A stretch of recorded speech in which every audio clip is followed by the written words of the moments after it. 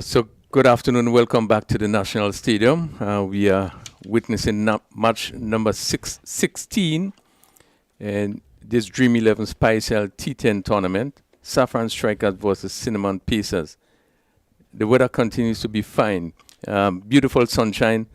Really good condition. As I welcome Rondell this afternoon, is expected to be another keen contest. Yeah, two teams that really looking to, assert themselves. We're gonna see how they really plan, to execute today, and hopefully, the Cinnamon Pacers who need to be, on the move.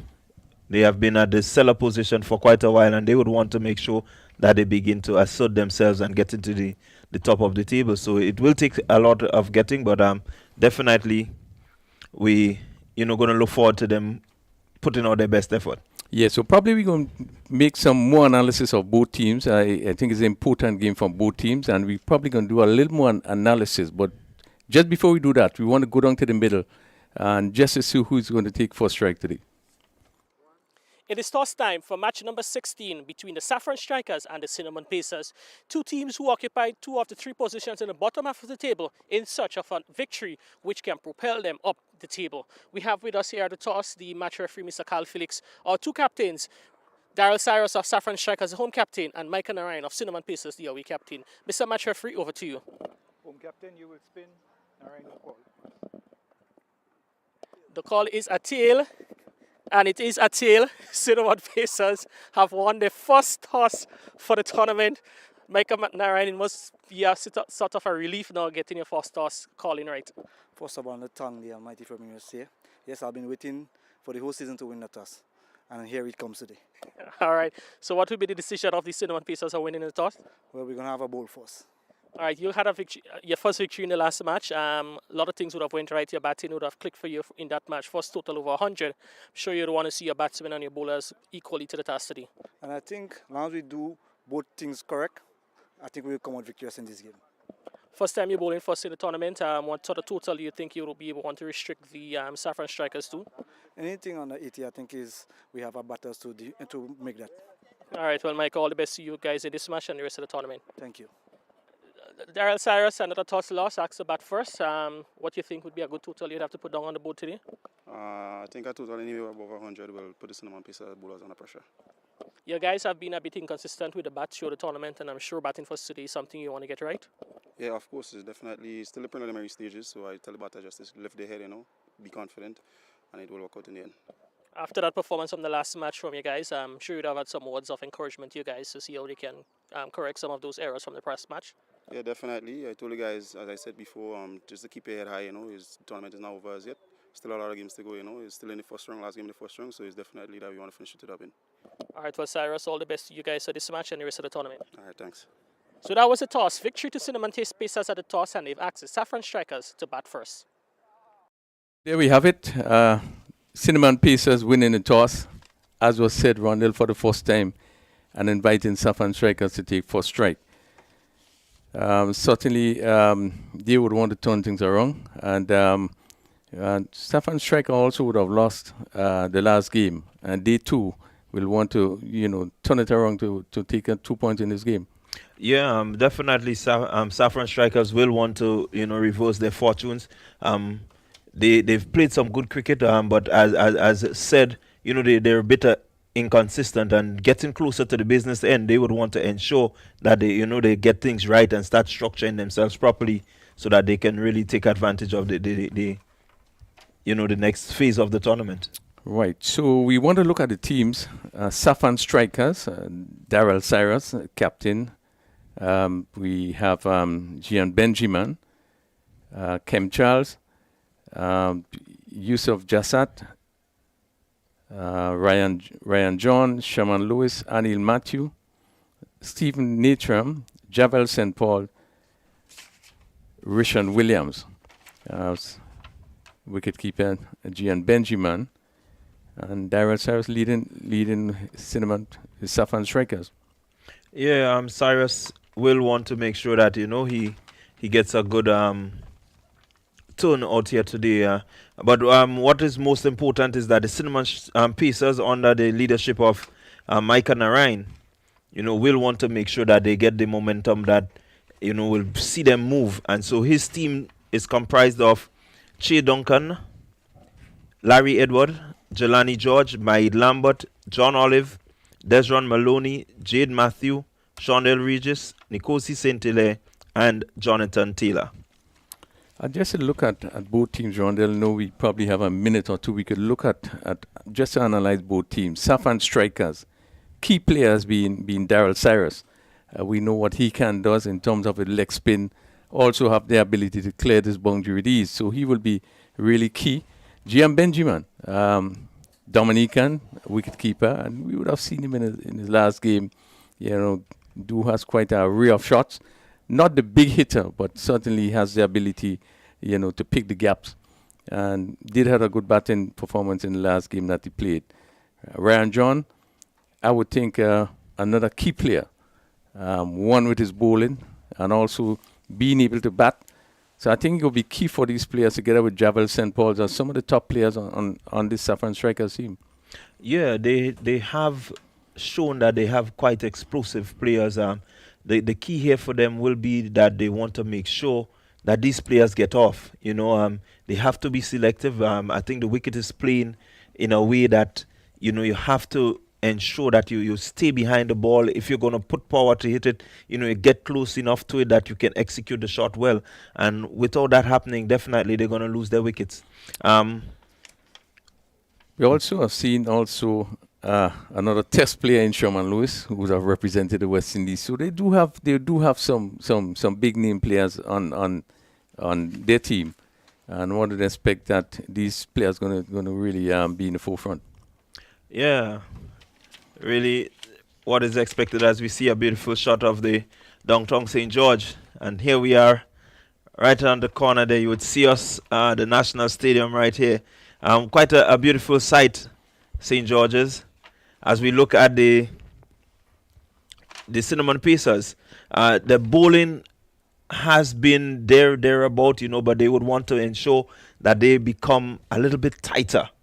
Try to restrict the Saffron Strikers, who we know have some firepower. And so the likes of Jonathan Taylor, he's been bowling pretty hard. Larry Edward has been really spot on, so players like that, Jelani George in the last game, didn't really start well. That would have been his first bowl, and it wasn't really, penetrative as one would expect. We've seen Che Duncan come in, and he's been thereabout. So they have some good players, key players. Regis and Saint-Hilaire with the bat, showing that they can consistently give them good starts and so on. So they have to begin to put all the pieces together to make sure that they get some wins. Yes, so we just about looking at, as we take looking at the players going onto the field. The opening batsman in Gian Benjamin. One would expect that Benjamin is going to play the sort of role that he's going to more or less stay and look to pick up the gaps, while the more aggressive players, going to be looking to really play the attacking game. But it's important that they have one player that's going to try to bat as long as possible. And this is what we are now seeing in terms of the top batters in the inning. One just have to remain and bat through the inning. And more than likely, if one player does that, it will certainly give the team, a good chance to get a good score. Yeah, that is something that you would expect. But when you look at the teams, there's a lot of powerful batters, within the teams. And if you look at, for example, the Saffron Strikers, Ryshawn Williams and Gian Benjamin, two really good power hitters. They can clear the boundary, and so they would always back themselves to go after the deliveries and look to get it over the fence. Yeah, it speaks to, really the tactics that you use, the strategy that you use. And most time that you will determine what you will do based on the situation, how things unfold. If they will lose all the wickets, then you have to adjust.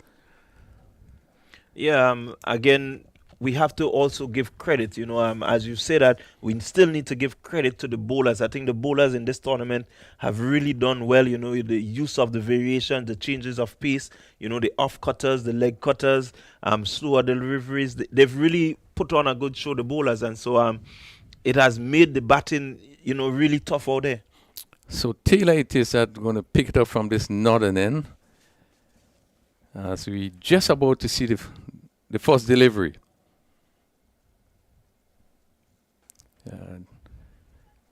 Benjamin played this one pretty smoothly as he pushed it down to mid-wicket, so he's immediately off the mark. Strikers really would be hoping Rondell to get a really good opening stand, and we would have seen in the tournament so far that there have been some good opening stands. The power play have been good for some teams. They will have to, look to bat right through.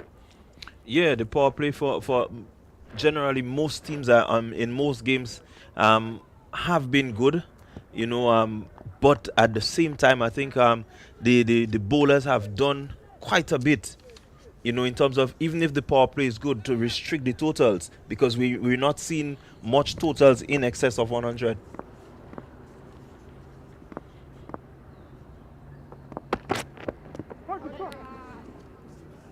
Comes off the pad there, Benjamin probably looking to play it on the onside. Benjamin, diminutive. I could have remembered him on the 19 level. He really, a couple of years ago, I think he was one of really the top players for Dominica on the 19 team. You see with the relish this condition, this situation to come down here to be part of this T10 tournament. It speaks to the relationship with the Windwards players,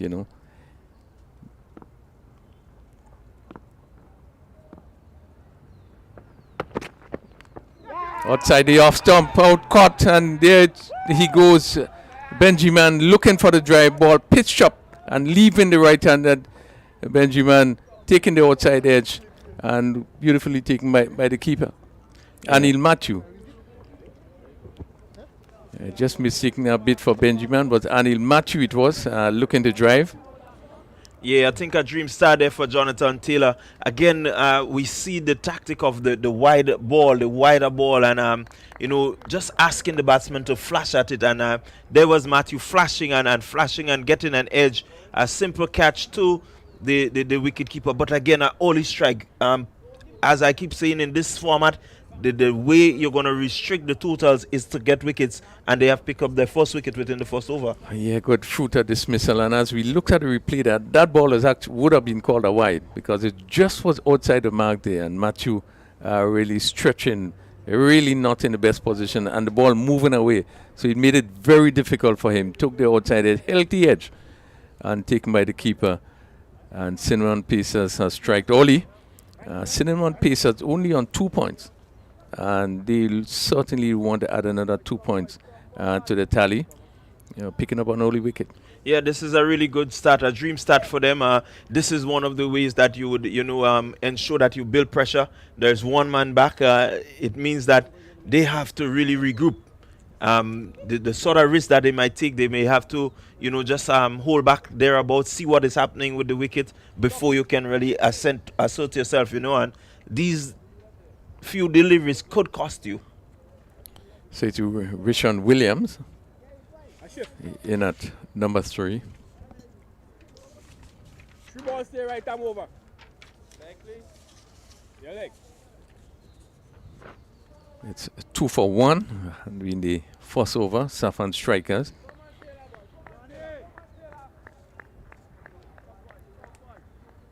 A fairly packed offside field. Some 6 players on the offside. Yeah, another good length delivery, again ball, leaving the right-handed Williams. Picked it up and allowed it to go through, and we haven't been seeing that often in terms of delivery being bowled and batsman leaving it alone. But it was good length, good line, and Williams just lifting the bat there and allowed it to go through. Yeah, as I was saying, the wickets, you have to take a little 1 or 2 deliveries to see what's happening.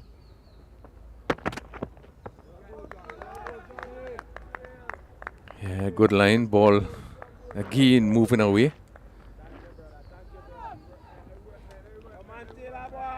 Yeah, so he's asking the batsman to chase him.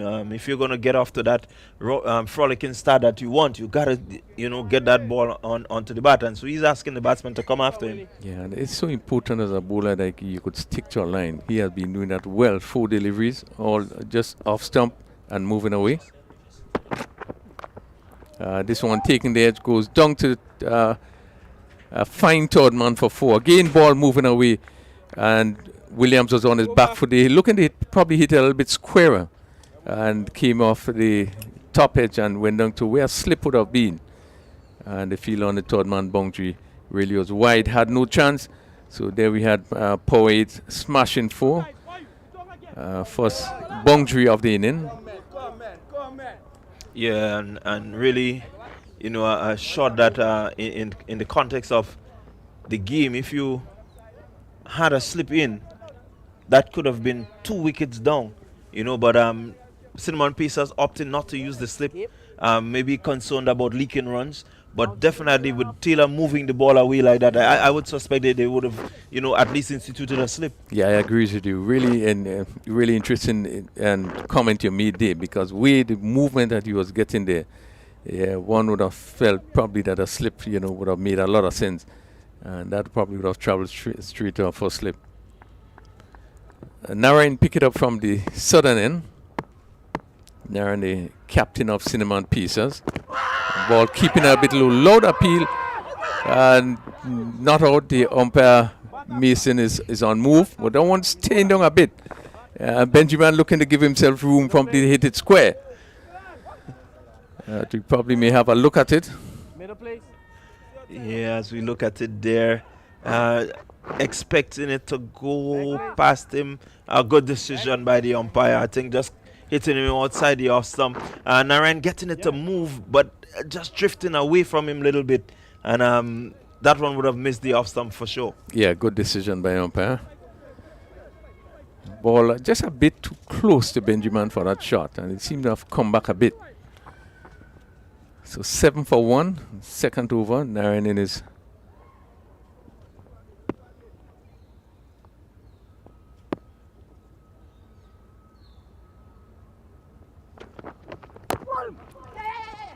again, ball staying down a bit as Williams, he had to come down on this one.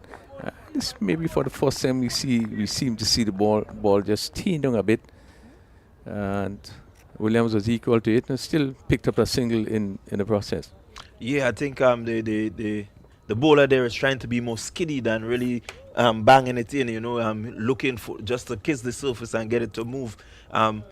There would be instances when he may just bang one in and see it jump, but so far he has been at a length where he's just kissing the surface.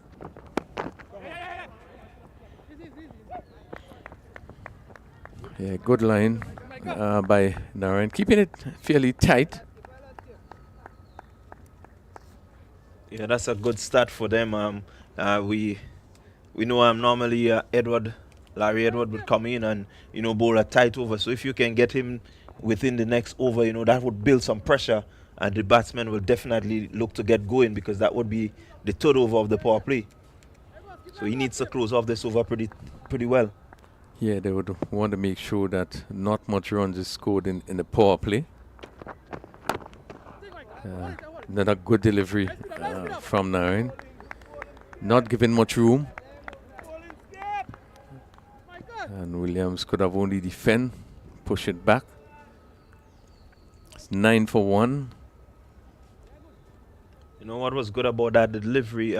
Normally the left-hander, he gets the ball to go away from the right-hander, but Williams recognizing that he gets it to move both ways, playing him a little bit more circumspect. Yeah, and he was across his wicket, so he actually covered and pushed it back to the bowler.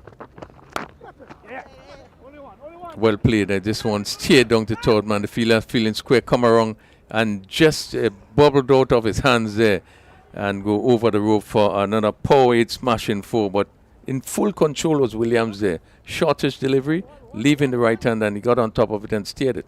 Yeah, really good position, not really looking to power hit the ball or overhit but just got on top the bounce of that one, getting it down quickly, and got it into the gap really nicely, and it raced across the boundary for 4.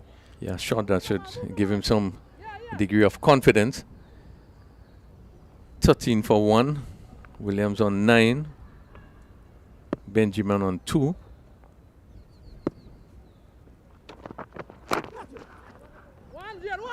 Another delivery played down to the point fielder. This one went straight to the fielder. And that concludes the first over ball by Narayan. It went for 8. 14 for 1 after 2 overs. Yeah, good over there. Apart from the boundary, I think Narayan asked a lot of questions and really, kept some pressure on the batsmen. Again, we see that Williams not really looking to be too powerful because the wicket is playing.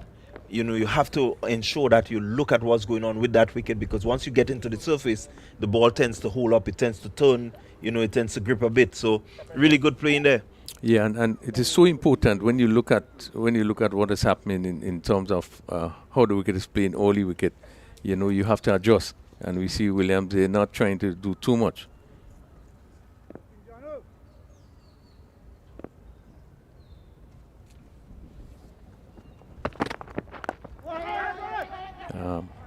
Quick single there as Williams again push it into the offside, and ball traveling slowly and give him the opportunity to pick up a single. Well, down on the field we have Shondell Regis mic'd up, and so we're gonna hear from him. Shondell, are you hearing us?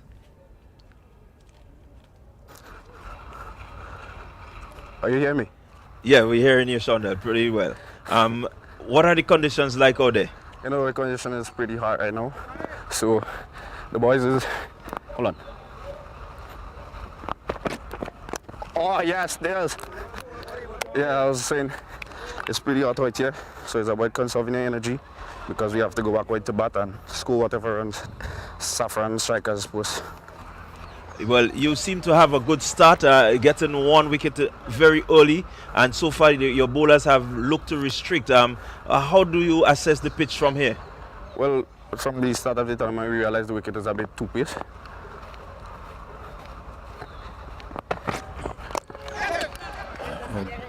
Down to mid-on, driven down to mid-on, and yeah, I was just saying the wicket is a bit too pace, so it's very critical that we capitalize in the power play and bowl as much dots as possible. Do you think that the bowlers so far have stuck to the plans? I know your management would have spoken as to how you're going to go about the bowling. Do you think that they're sticking to the plans, and what sort of total would you expect? Yeah, well, I'm very happy with the bowler start so far. 80 will be a score we'll look to chase down. This one is swung over long on for the first power hit maximum. Well played by Williams. Pitch up, over pitch, and he swung it lustily, and that really sailed over long on for the first maximum. Yeah, Taylor just missing his length there. Shondell, we have not been able to really see you get off with the bat. Maybe restricting them to 80. Do you think today might be the day that you would really look to steer your team home? Yeah, well, I've been coming back into my own. Probably been seeing the ball a little better for the past few games. It's cricket, so you have to remain humble and wait for your time. Oh yes, Lars! Well done, Lars! Right, so again, we good over there by Taylor, but we haven't seen Larry yet. I looked at a few games this morning. Looked at the game this morning, and I saw Kotai bowling. The ball a little slower. Has your team spoken about the pace at which the spinners would bowl? Yeah, well, in this T10, matchup is very critical.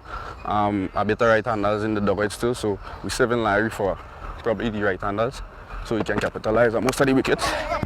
Well done, Maloney! Another single being taken there, 23 for 1. Shondell, before you run off, Crony here, can you pinpoint anything in terms of your batting that would have caused you not to really come off as you would have done probably in previous tournaments? Well, probably because I'm trying to go a little too hard at the ball right now and not focusing on timing the ball. But hopefully today can be the day where I get off. All right, certainly we wish you all the best as you as you prepare yourself to bat to chase whatever score is being given. We wish you the best in today's encounter. Yeah, thanks. So 23 for 1. We had a conclusion of 3 overs. Williams 18. Williams 18 from some 11 deliveries. Benjamin on the slow side, 3 from 5 deliveries, but he haven't been facing more deliveries. Gian Benjamin. Yeah, hasn't really gotten an opportunity to really free his arms as yet. I think once he gets that opportunity, definitely he will take it. But the bowling again has been there. It has been spot on, and so kudos to the Cinnamon Pacers. So Narayan. Yeah, and this is first extra. Again, ball moving away from William, but pitch wide, and then still going further. Yeah, and this is one of the areas where Williams will want to ensure that he's cautious. You don't want to be chasing one, as we saw from Matthew, and getting out. But Narayan again has to use the variation. Driven down to long off, and they take 1 day, and one expect you probably could have forced to get 2 runs. They feel that long off had to run to his left, but he settled for 1. Yeah, the running has to be a little more purposeful. You want to make sure that you put the fielders under pressure. I don't think the fielder was under any pressure there at all.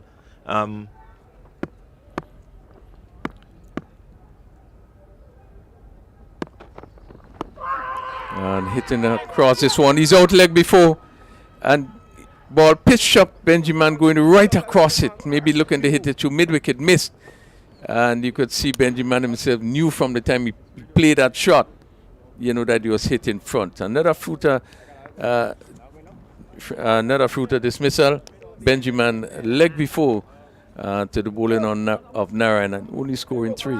Yeah, I was just about to say that Narayan needs to work on getting the one that goes the other way, and that one was full pitched, and not really Benjamin not really in the position to play the cross-batted shot. Would have been advised to play back down the wicket, but getting that foot across, he had to play around the pad, and that forced him to get out LBW. Yeah, should have been looking to push maybe mid-on, but probably you're trying to play too square. And, you doesn't give yourself much chance when you're looking to play square a ball that's right up to you. And if you missed it, and umpire Mason had no hesitation, it was 25 for 2. Last over of the power play. Yeah, good power play so far. I think the Pacers they're really doing well. Looking to make sure that they restrict as Regis said. They would be looking to restrict them to about 80, and so far they've been working really hard at it. Yeah, it has been a good start so far. That's Ryan John. We haven't seen him yet come into his own with the batting. He has played 4 matches so far. Yeah, good movement, really nice movement there from Narayan. Ball moving away outside the off stump. Yeah, and that's the sort of variation. I think that's what we come to expect from Narayan. A really wily customer. He's really smart about his bowling, and he has a plan and knows how to execute his plan.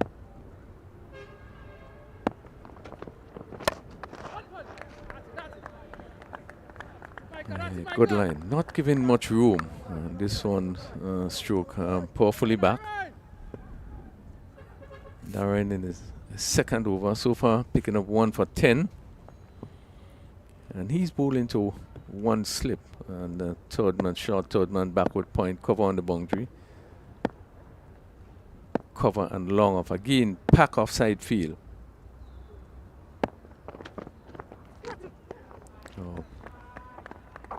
Good delivery again. Just moving away outside the off stump.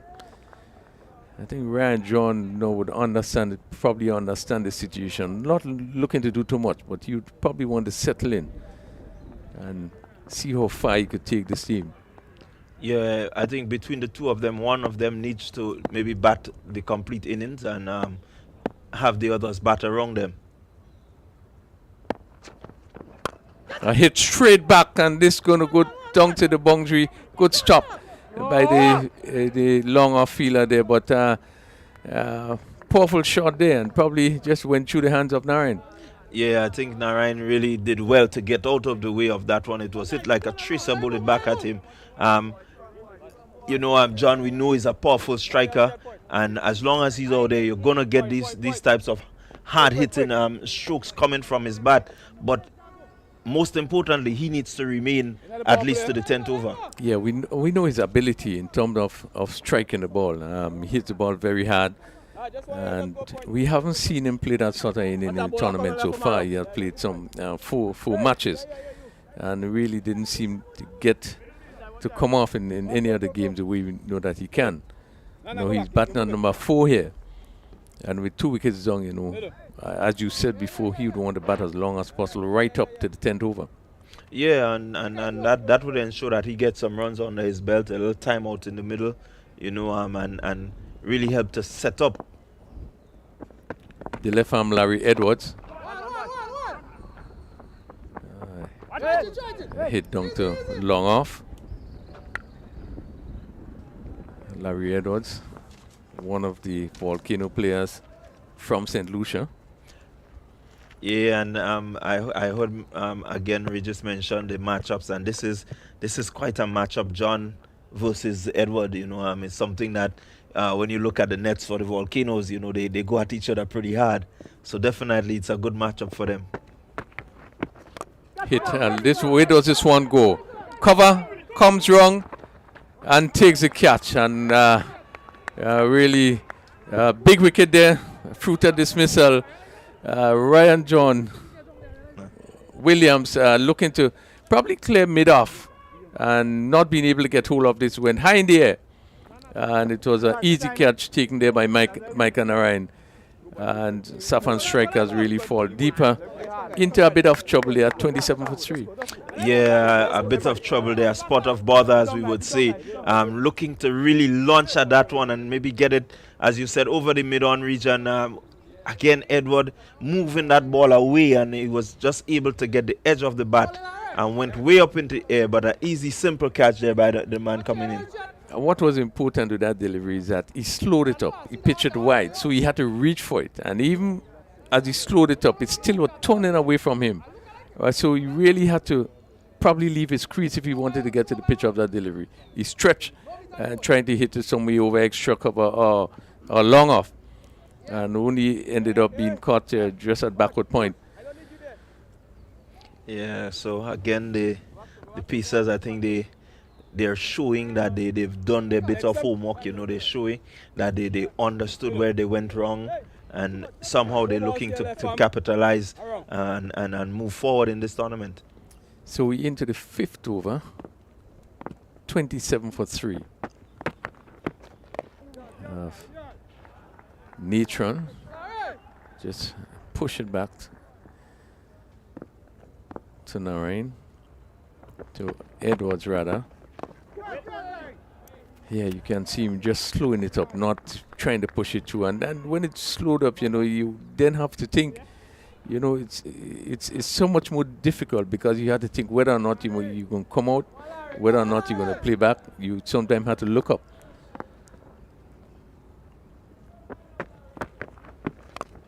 Again, going for the big shot. Narayan come jung, the third man come jung, take the catch. And again, another fruited dismissal. Natram, again, looking to hit over cover this time. Ball peeling off the edge and being taken just at a wide third man. And it was Taylor coming around there to pick up that catch. And another blow. Saffron strikers 27 for 4. Yeah, again, really top delivery there by Edward, as we recognize, just slowing it up and looking to asking the batsman to use his arms, use the power. And I think they're trying to generate that power is what is causing them to not really be able to get the meat of the bat onto that ball, and there he goes, losing another wicket. So key, and I think again, you know, you want to credit the teams in terms of understanding the matchups, and you could see that they know what, you know, they're about out there. Yeah, and this is the reason why I made the point in that you have to be able to use different strategy based on the condition. No, it's very clear here that Larry Edwards is not looking the ball too fast. He's giving the ball a lot of air, you know, asking the batsman to come at it. And sometimes when you do so, if you're not to the pitch of it here, you could find yourself in a lot of difficulty. This is what we have seen in this particular over. We see first Williams looking to hit over mid-off. And now we see another wicket in Natram again trying to hit over cover. And Sherman Lewis just pushes first delivery back along the wicket. So the end of the first over by Larry Edwards, he picked up 2 wickets for 1 run. And the Saffron Strikers, after 5 overs, they are 27 for 4. Come on, guys. Yeah, really good going there by the Strikers, by the Cinnamon Pacers rather. I think the Saffron Strikers never imagined themselves being in that position, you know, at this point in time. But they would need to really get themselves going, you know, if they're going to really put on a total that will give them an opportunity to defend. As it stands now, a projected score of 54. I don't think that is going to trouble the Cinnamon Pacers. Saffron Strikers, they are 4 points from 4 games. Cinnamon Pacers also had 4 games and they were on 2 points. So each of these teams would be looking to add to the tally.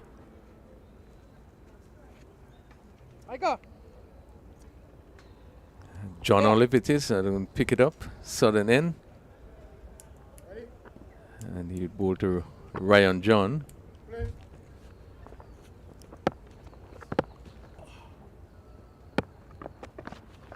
Run on, Tyson! Tyson, keep back! Push to mid-wicket, really good run in there as that ball was pushed slowly to mid-wicket. And good running by both batsmen, Lewis and John. They picked up 2. Interestingly, we see now that the keeper is now up to the wicket. Yeah, I think good move by the keeper, just trying to, you know, put off John from really going down the wicket. And we've seen him advance, you know, previously and really. That's it, Johnny. This is just going to help to keep him at bay, making sure that he, you know, stays put, and that could give the bowler that sort of advantage, moving that ball back into him. Yeah, Nicozy St. Clair, I think a good move, just to add some more pressure.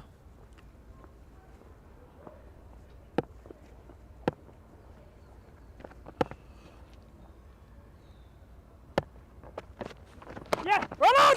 Come on, man! And Yes. Run hard. they probably pick up another over through there. Why is that? Yeah, I think the fielder was cutting up in there, a little bit slow to get off the blocks. If you're going to field in that backward point position, you have to be sharp and really, you know, we see, for example, Katoy. He's someone that owns that position, you know, he's really brisk.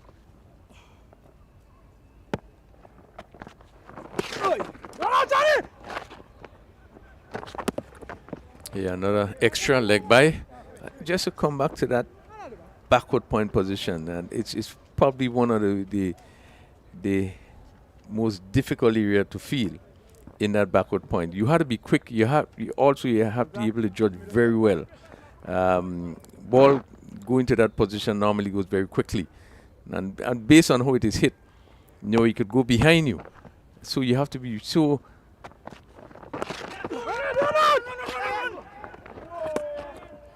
Yeah, and I think this one was plated short fine. Now, thrown to the wrong end. And so we see that John would have, Lewis would have left quite a bit late. But I think Ryan John, understanding the situation, very quick. Yeah, I think the both batsmen have assessed the conditions pretty well. You know, the field is spread. You really do not want to risk too much. picking up the quick singles and hoping that maybe, you know, the bowler goes offline, that you can really belt it. So definitely a good ploy there by the two in the middle. 33 for 4. Just in the 6th over.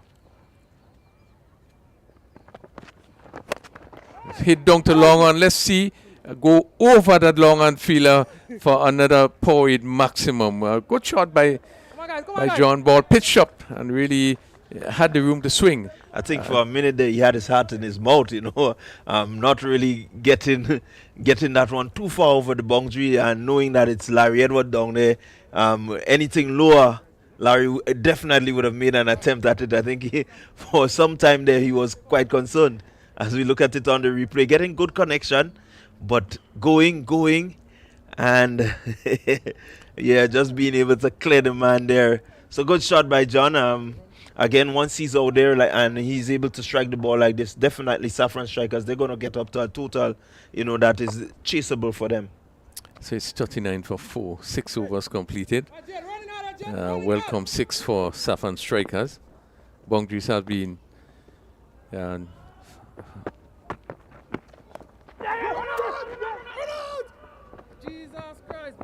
and played down to short third man. So another single to Lewis. Quite a lot of talking on the field. Yeah, I think the pieces, they understand the urgency of what needs to be done. Maybe a wicket between these two there would bring out Cyrus, and they can actually break the back. Hit down to cover. This will beat the cover fielder, goes over the rope for another poet smashing 4. Bad delivery. I think this one was given the right treatment as John was back and really hit it well past the cover fielder for 4. Yeah, I think again the ball was a bad ball, but he still needed to put it away. John, you know, really putting some good energy into it. Pick up another single. Good thinking. Just take the piece off, push it in front of him and pick up another single. And just picking up 2 boundaries, you know, you have few and far between, but a 6 and a 4. Welcome boundaries for the Saffron strikers. Pushes them to 45 for 4. Yeah, 45 for 4. Not too bad. Swung down to mid wicket. Fielder come down and yeah, just happened to stop it before it goes across the rope. And 2 more runs to Lewis. Yeah, definitely the cinnamon pieces being put on a bit of pressure there by John and Lewis. They're quick between the wickets and they are able to strike the ball powerfully.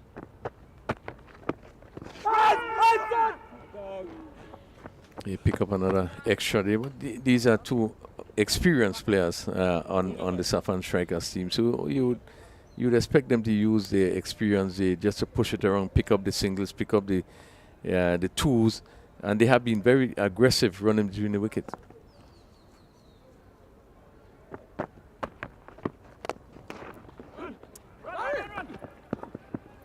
Driven firmly back to Edwards, not being able to stop cleanly. So another single for Ryan John. He moves to 18. Sherman Lewis is on 4. Saffron strikers, they are 49 for 4. And we had some 7 overs completed. Yes, good going there. I think John and Lewis understands, as you said, their experience. They understand what is needed. Putting on some 22 runs, you know, in short time. Definitely Saffron strikers will want to see, cinnamon pieces will want to see the back of one of them or even both of them if they're going to really restrict them under 80 runs. Yeah, so run rate of just 7 runs. And they would really want to bring that up to about 9. They have 3 overs to do so. So Ryan John is on 18. And those 18 came from 13 deliveries. Che Duncan. He picks up the attack.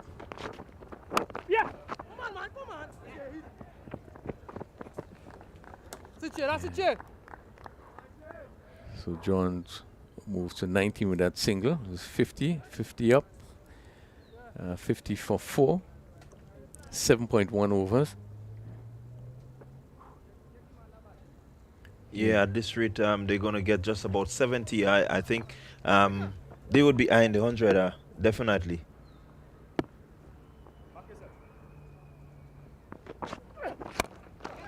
Lewis is hitting one down to mid-wicket, straight to the fielder.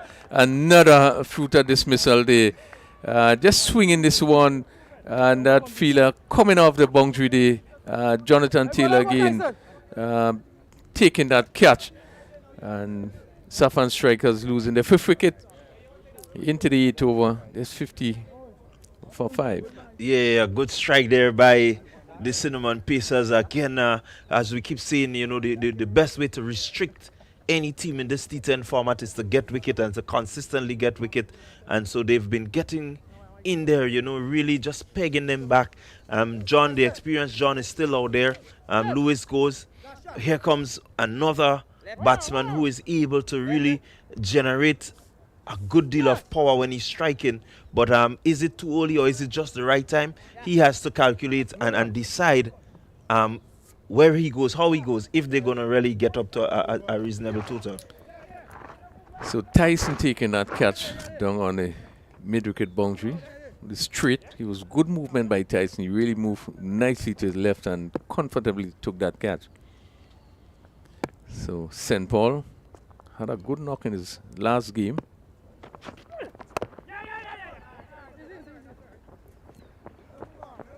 Again, just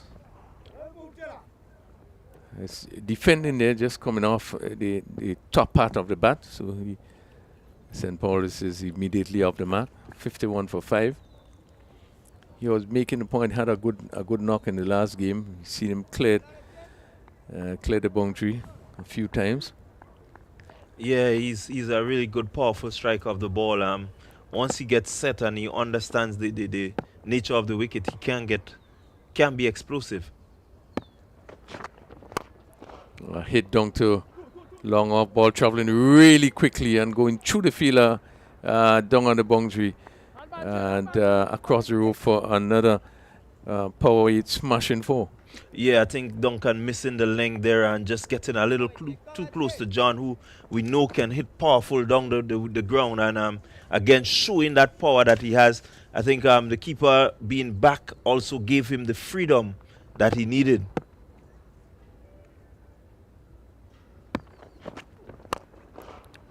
Again, hit down to long on the shot, really firmly hit, but straight to the fielder. You see 2 good drives there by Ryan John. One goes down to mid off of 4, and this one really traveled quickly down to the fielder on the boundary. 56 for 5. St. Paul looking for a run, which is, well, really could have found himself in trouble. They're looking for that run with the ball just stopping in front of him. Actually, he seemed to probably hit him on the instep. And he was looking to take a single there and really had to rush back in his crease. As we see the bowler, Duncan, trying to do some footwork. They maybe probably need a little more skill in regards to football. Well, I think the GFA office is just across there, so we may need to send him over to get some, football lessons, because that one was way off the target. Well, I think what should happen really should be, you should pass it a side pass really, and probably he tried to play it straight, miss the target. At the end of the 8th over, 56 for 5.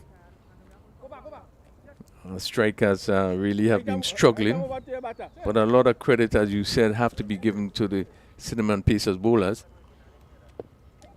As Olive now come from this northern end. Ball played past the short fine leg, and it's going to go close to the boundary as it goes over the rope now for another power 8 smashing 4. Again, ball angled down the leg side and just helped it. Yeah, good stroke there by John. again, the fielder just a little bit slow to get off the mark. I think he was, it was hit pretty close to him. Not a really good delivery on the legs of John. That's more or less a freebie. And John making connection. Had he not made connection, it would have been a wide. 60-5.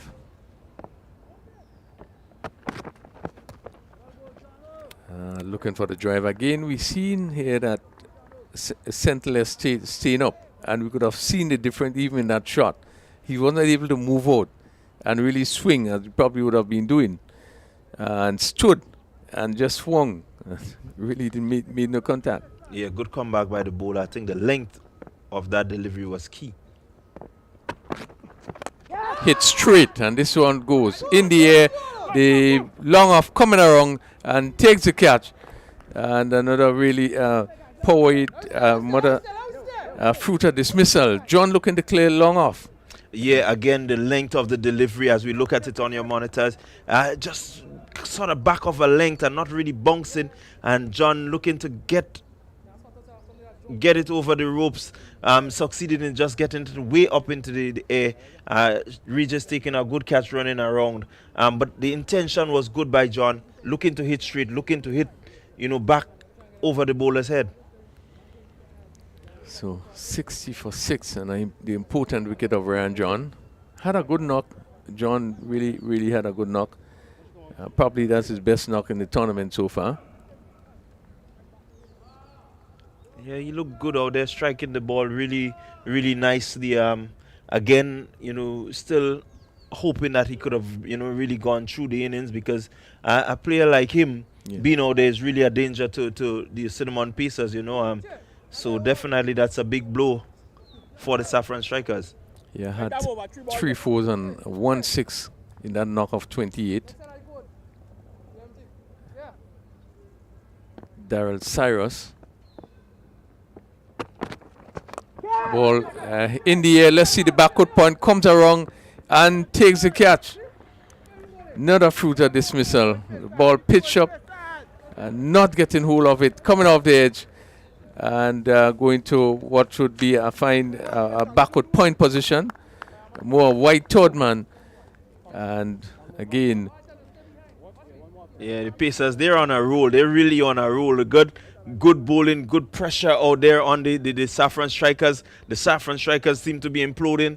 I'm really not able to respond to what is being served up by the Cinnamon Pacers. Everyone seemed to be looking to clear the boundary. Yes, I think the target might have been set. They have in their minds what they want to do, but the assessing of the conditions, I don't think that they've done that really well. Yeah, I just think the position of the batsmen. No, they're now moving out. I don't know if it's probably because the fact that the keeper Sentinel is right up, because that ball was say more or less half volley length. It was just wide of the batsman, and the fact that he was not able to get his foot across to get closer to the line of the ball, I think that caused it to really come off the edge and produce a really simple catch to Duncan in that short third man position.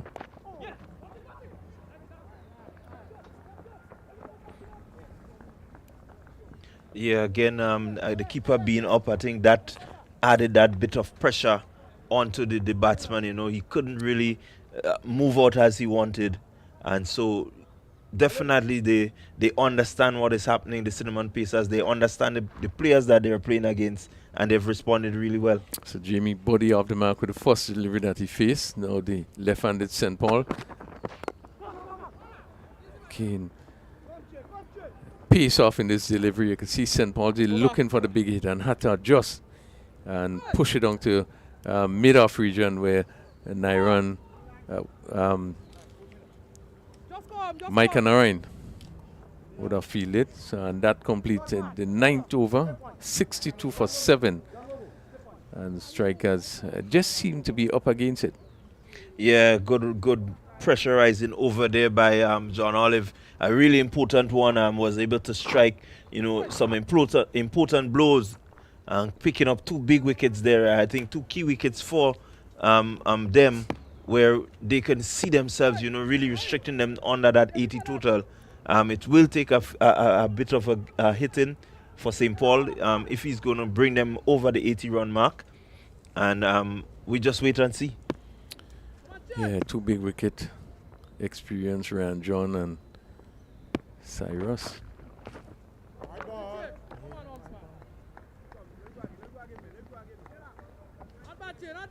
Another extra. Umpire Mason there. Really exercising the arms, stretching wide.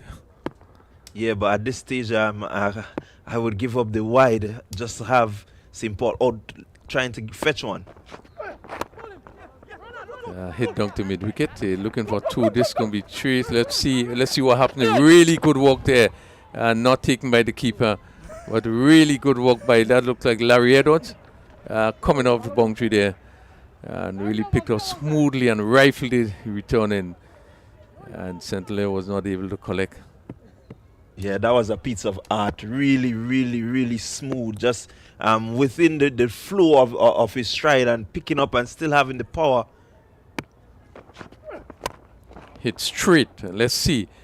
Mid off and mid on. Let's see who collects. Yeah, just the mid off comes wrong and just stopped it just before it crossed the rope. 1 short signal there by the umpire. So St. Paul would have been the guilty one there. Yeah. 66 for 7. We're in the final over. And it's Chid Duncan. Hit, let's see. Dunk took extra cover. And St. Paul picked up another 2 runs. You really have been really tough going. Yeah, I think they've done really well here, the Cinnamon Pacers. Their lengths, their change up, it has been really, really good. Again, he's looking for the big shot. Now let's see. Seem to come off the pad. Yeah, no signal leg by. Yeah, St. Paul seem to be struggling there a bit. Yeah, just seemed to probably get hit somewhere by the knee. 69 for 7, just 2 deliveries remaining.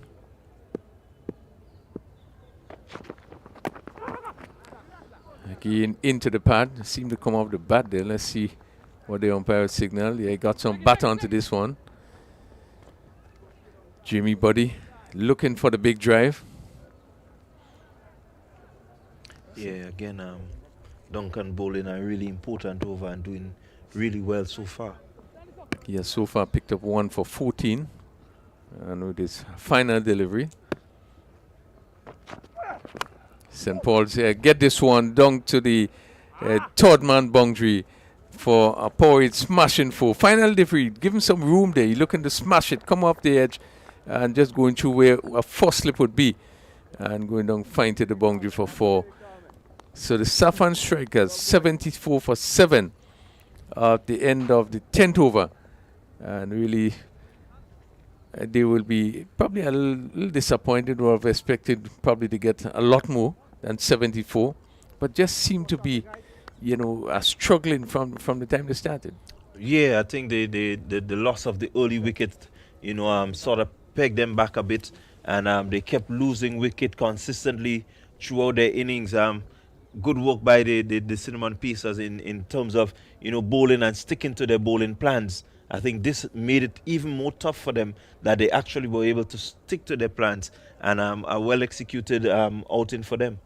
So 74 for 7. Anil Matthew was caught by St. Clair Bowl Taylor. He only scored 1, just faced 2 balls. GM Benjamin, LBW bowled Narayan for 3. He faced 6 deliveries. Richard Williams was caught by Tyson Bowl Edwards for 19. He faced 13 deliveries. He had 2 4s and 1 6.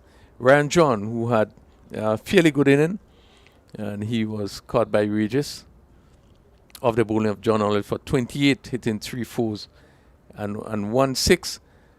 Sherman Lewis caught by Tyson Bolt Duncan He went for 4 from 6 deliveries. St. Paul's not out 11, 8 deliveries. And Cyrus caught Duncan Bull Olive. He only faced 1 delivery. And Buddy not out 2, 74 for 7. And really, the batting of Ryan John really stood out. Taylor had 2 for 14 from 1 over. Narayan 2 for 11 from 1. Edwards 2 for 10 from 2. John Olive had 2 wickets for 17 from 2. And Shea Duncan, he just had 1 wicket for 18 runs. So 74 for 7, the end of the strikers inning. And I know that Kerry has someone down there you're going to speak to. Kerry, over to you. Rafael, we have with us Che Duncan of the Cinnamon Pacers. Che, must be pleased with your guys' effort restricting the Saffron just to 74. Yes, thank you. You yourself would have bowled well 1 for 18. I know that the pitch is a one that batting has seemed to be a bit difficult in the last few days. But what can you tell us about your bowling performance today? Well, to be honest, I really had a task against me from the captain. He wanted me to bowl my 2 over spell under 20 runs, and I did just that. You guys, your batting may have faltered a bit in the tournament, but your bowling has always been there, and good to see that the bowlers was able to come to get through in the last 2 matches. Yes. Well, to be honest, what I can say, we just need to go there and defeat the low total that Saffron had placed on the table. Yeah. All right, well, Che, all the best to you guys at this match and the rest of the tournament. Thank you. All right, so that was Che Duncan of the Cinnamon Pacers. Thank you, Kerry. 74. Rondell, we have seen low scores being very exciting matches. What's your take in terms of that score, 74? Well, again, you look at the lineup, the Saffron strikers, they do have some quality bowling. What would be important is how they utilize the quality bowling that they have. Cinnamon Pacers, the batsmen will have to look to play on merit. You do not want to be losing quick wickets. You want to make sure that, somebody stays and guides the inning. The batsmen have to make sure that they come good with the bat if they're going to see themselves, cross the line.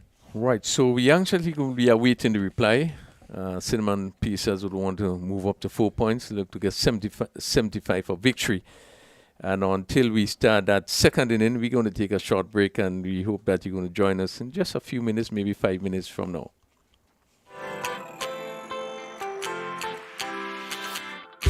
For when you need someone to help you to your feet, I'll be that beacon to your highest peak. I'll be right next to you, no, I will never leave. Come on, take my hands, we got everything we need. Cause you can look to me, yes, I can. Whenever you're in need, yes, you can. Just call on me and I'll be on my way. I'll be by your side, never to divide. The light that shines our way. Wherever your road leads, we'll be right there with you. Wherever your road leads, we'll make your dreams come true. Next side, next side, next side, right next to you. Nexa Credit Union, with you wherever your road leads. The Nutmeg Princess is very special to me because I think it's the first Grenadian fairy tale, so to speak. Growing up as a young boy and stuff, we never really had positive images of fairy tales where we can see a black princess or a black prince and stuff. So I really wanted the world to know that there is a black princess and she comes from Grenada. There are other stories of black princesses, but this one is a special one because it's a spicy princess called the Nutmeg Princess. So she's a really beautiful black girl, and she lives in one of the most exquisite places in Grenada called the Grand Etang Lake. And it's a lake that has no bottom, right? And the only way you can see the princess, even if you're outside sailing on the beautiful blue Caribbean Sea, the only way you can see the princess is if you have a good heart. You must have a good heart. And sometimes you think you have a good heart, but you might not have a good heart. So you might have to do little things to have a good heart. So to have a good heart, and then you will see her. And she will appear And she's the most beautiful. She has diamonds in her hair, lots of braids, you know, and sometimes she appears and she'll be singing a song. Sometimes it'll be a sad song, sometimes it'll be a happy song, depending on how you feel that day. If you're happy, you'll always get a happy song. So that's Not My Princess.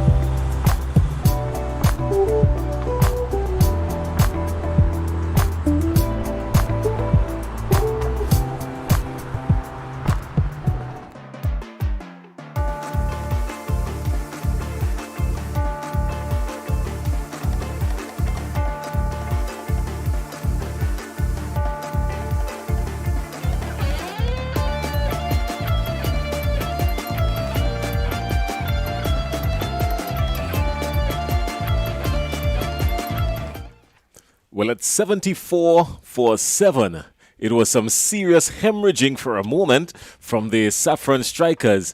And boy, strikers, Saffron is generally used for immune system building and thinning of the blood. So just maybe too much saffron there, because boy, were they hemorrhaging for a minute. But it has halted now to 74 for 7. And the Cinnamon Pacers will need 75 runs to get in 10 overs. Now, generally, you may think that that's a small total and very gettable. But on this wicket in particular, even though throughout the tournament, but on this wicket in particular, we've seen how small totals can prove to be extremely difficult to get. Rifle Crony? Yes, I certainly agree with you. Difficult to get. Small totals can be very exciting. We would have seen 82. Not being able, the team not making 83 for victory. I think it was Nutmeg Warriors falling for 77. We have seen this morning. 2 scores under 60. Hard to get. So, let's see what we will have here. The Cinnamon Pacers, they're well on pace to try and see if they can pick up 75 runs. The Saffron Strikers are out there. The Cinnamon Pacers will be led by Mika Narayan. And we're almost sure that this looks like Sherman Lewis. Sherman Lewis, that will be coming in from the River Road end. And Nkosi Saint-Hilaire and Shondell Regis will be opening the batting for the Cinnamon Pacers. They need 75. And how they get there? Well, they've got 60 deliveries to negotiate getting there. And immediately, Lewis is wayward, distantly wayward outside the off stump. And the first run on the board falls into the extras column. And the Cinnamon Pacers are 1 without loss. And I think it would be important for the Saffron Strikers to pick up wickets. You want to immediately put pressure on the Cinnamon Pacers. And therefore, they will want to pick up wickets early.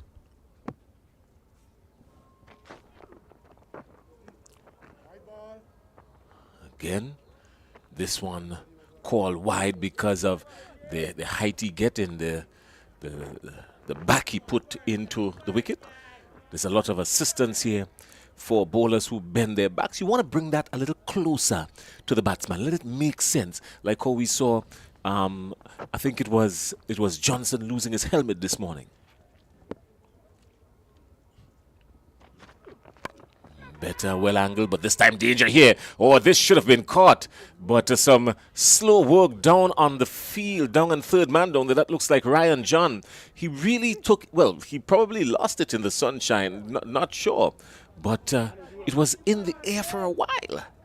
Flushing outside the off stump. Should have really gotten to it. Yes, probably he misjudged it, because he really should have been coming in when he was actually going across. And really should have come in and take that catch. Just a bit of a misjudgment there. Well, the batsman crossed for 1, and Nkosi Saint-Hilaire is off the mark. That brings Shondell Regis into strike. And 3 without loss. Cinnamon Pacers.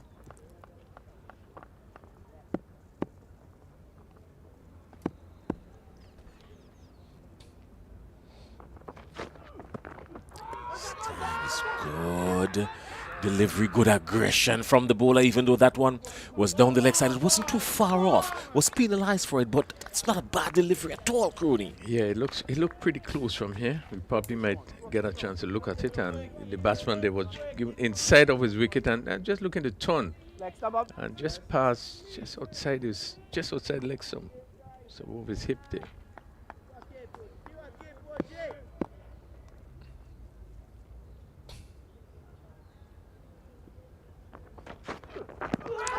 He squares him up nicely. He's given him leg before. He's gone. He's given him leg before. So immediately, Sherman Lewis strikes in over number 1. And the Cinnamon Pacers are 4 for 1. Wow, these low totals, I tell you, take nothing for granted. It dipped on him. It came in. It dropped a little bit short. He was looking for it to lift a little bit. And it dipped on him and he was trapped in front leg before. Crony? Yeah, good delivery. I think it's, as you rightly said, it stayed down a bit. A good aggressive over bowl there by Sherman Lewis. We have seen some deliveries bouncing, and really, as we look at this one, it just stayed down a bit. And we saw that Regis probably just looking to play around it a bit. Missed, and probably would have hit the off stump. Well, the Saffron strikers have struck. And they struck in the first over. Yeah, we just cannot think that, a team scores 74 and figure, even though we think it's a low total, but think that they're going to lose. Because we have seen it happen over and over again. These low scores, can be really, really competitive, sometimes really hard to get. Well, the exuberant Ryan John, you can see at the top of your screen there, putting down his marker very quickly because he is excited and raring to go, but he's got to wait just a little while longer because this over from the Saffron strikers, Sherman Lewis, has been elasticized with a few wides. He has bowled 3 wides already, and the Cinnamon Pacers are 4 for 1. But he certainly has come out firing. It has been a quick over.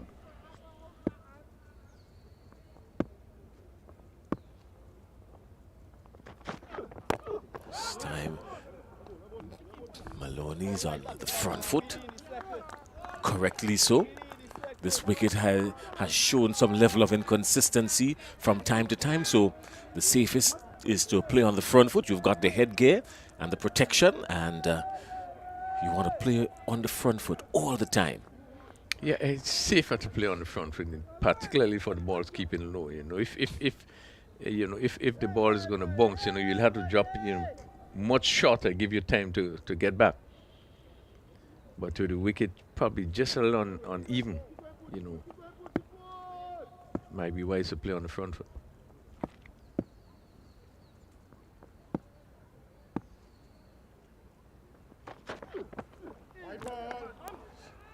Over further elasticized by Sherman Lewis. So already looks like 4 extras coming in this over. We're still in over number 1. We're still inside the power play. We can hopefully finish this over before we get to 3:45. Yeah. Lewis looking for pace. He really is coming in really hard and looking for pace and just train outside the off stump. Is called a wide again down the leg side, showing a whole lot of aggression. Probably needs to just temper himself just a little bit now, doesn't he? Yeah, definitely. He just needs to temper himself, so just how many deliveries so far? Well, he's bowled umpteen already, if you ask me. I've stopped checking now. I'm just checking what legal deliveries are remaining, and still 3. Good lateral movement there, and wow, Benjamin was going to his right and then had to dart back to his left. So he's getting the movement off the turf, isn't he? Yeah, this one came back, and he was moving the deliveries before he moving it away. This one came back. I think if the others came back, they would not have been called a wide. But this one, you could see hitting, it just seemed to hit on the seam and just seam back. Keep the seam up and bowl wicket to wicket. Better delivery outside, but this time he's whacked through the onside. 1 bounce across mid-wicket, that's 4, and a power 8 cracking 4 it was. Yeah, shorter delivery and well played by Desmond Maloney. He got really into good position and hit it over mid-wicket. Just dropped 1 bounce and then roll over the ropes for, a welcome 4. He was brutally struck there and really wanted more out of it, I'm quite sure, Desmond Maloney. But it just dropped right in front of the ropes, a few feet off.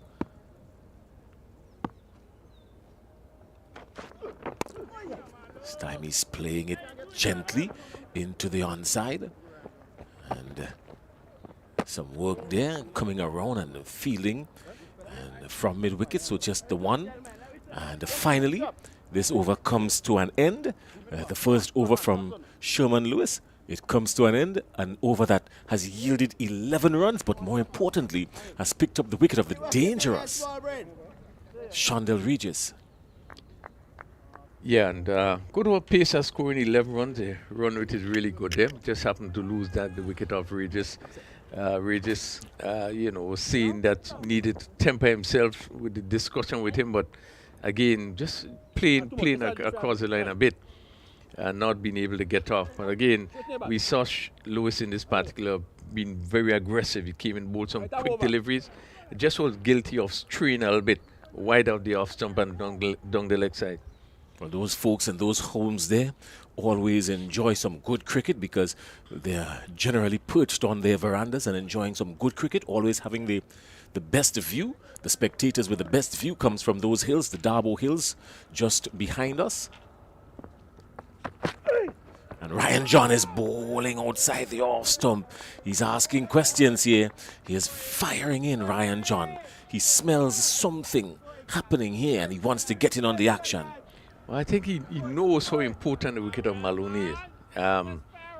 As we were saying before, we did the top half of the batting, and most of the teams have been doing that well. Probably just one or two players that have been coming off. Maloney is the sort of player that really could turn the tide, really could make a huge difference. John will want to see him go back quicker than later.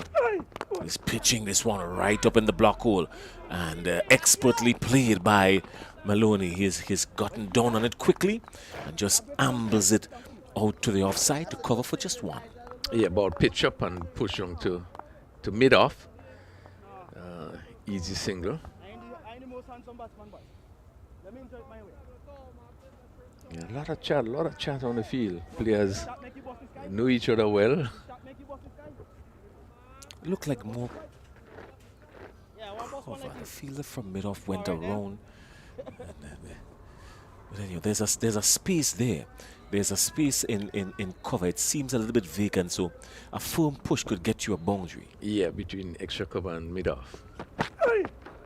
Oh, this one is a nasty delivery. Lifting, and wow. Nkosi St. Hilaire doing well to take some evasive actions. Yeah, this one really seemed to kick off, pitch on a very good length, just outside the off stump, and really lifted. And the keeper really had to go off to take this one.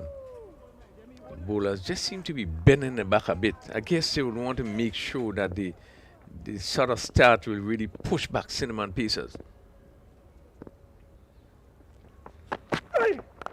This time he's cutting him, playing uppishly through the offside. It will go into the boundary now for 4, so another power 8 cracking 4.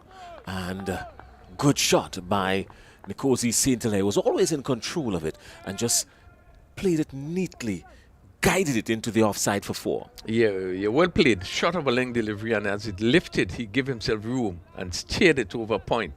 Safe shot. Down to the boundary for 4. Should give him a great degree of confidence.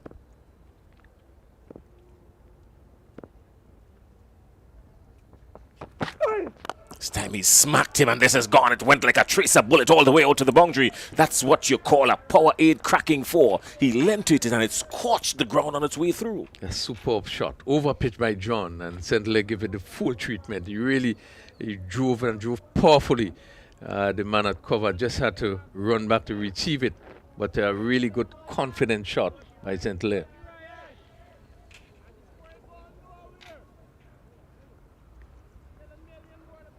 $20 for 1 inside over number 2.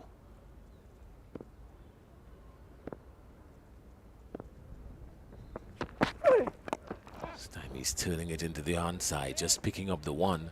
So they've done good and rotating the strike and picking up the runs here and there. An over from Ryan John that has yielded 10 runs. So the Cinnamon Pacers are well on target. They're 21 for 1 after 2. Yeah, doing it well so far. 11 in the first over, 10 in the second over. And just need to keep going the way they are going. And certainly they should get up to that total fairly easily. But what we have seen after the power play, things normally changes. So I think that it's important for Maloney to bat as long as possible for the Cinnamon Pacers.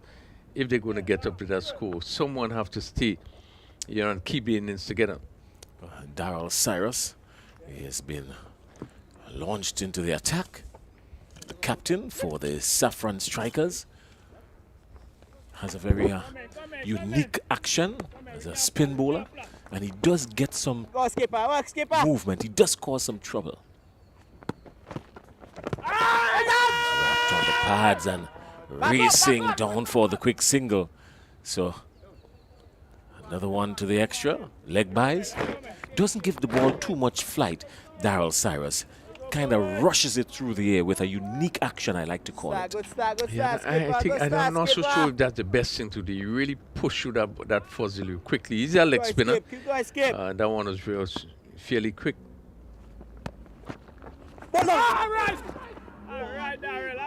Wants to give it a little bit more flight. Allow it to grip. Keep going, Scott. Yeah, he's pushing through those deliveries. And I guess in this type of cricket too, you want to make sure that the batsman doesn't score. Keep it as tight as possible. This one was given a little more air and it was driven up into the offside for just one. So a quick one, they came through for it. 22 for 1 and we're inside 23 for 1. And we're inside over number 3. Yeah, Sentinel on 10, Maloney on 7.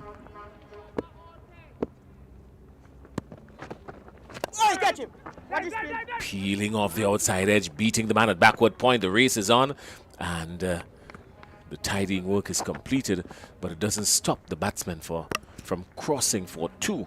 And Nkosi St. Hilaire has moved on to 12 and the score is 25 for 1. Yeah, comes off the outside edge. Again, a quick delivery. Just past the backward point. Who had the chase back? They picked up 2 more. All right, Cyrus. Right, Cyrus.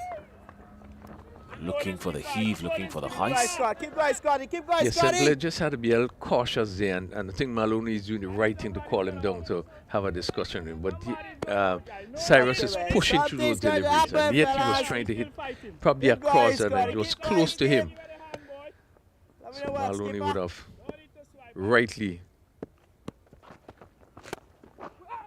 It's a better shot. He's been asked to play straight, and that must have been the word coming in from a Maloney, from St. Hilaire actually. So he would have been advised to play a little bit straighter, and that he did. It has brought up the end of the over. So after 3, the Cinnamon Pieces are 25 for 1, and they need a further 50 runs, and they've got 42 legal deliveries to get it. Yeah, not a bad over by Cyrus. He only went for 3 in that over. As we have seen, pushing through those deliveries very quickly, trying to make it difficult, not giving the batsmen room so that they could free their arms. And just 3 singles were scored in that over. So after 3 overs, 25 for 1, Cinnamon Pieces are still up with the rate. And they would want to really go on to pick up another 2 points in this game. Well, Delaney Alexander has been asked to pick up the attack from the Dabo end. So the skipper is holding back Ryan John. He's not going to, finish him out. Every bowler so far has bowled 1. No one yet has doubled up. Remember, in this form of the game, each bowler can bowl a maximum of only 2 overs. So the skipper, Daryl Cyrus, holding back the trump card of Sherman Lewis and Ryan John, his opening bowlers. Delaney Alexander will operate from the Dabo end. He's heading to Maloney.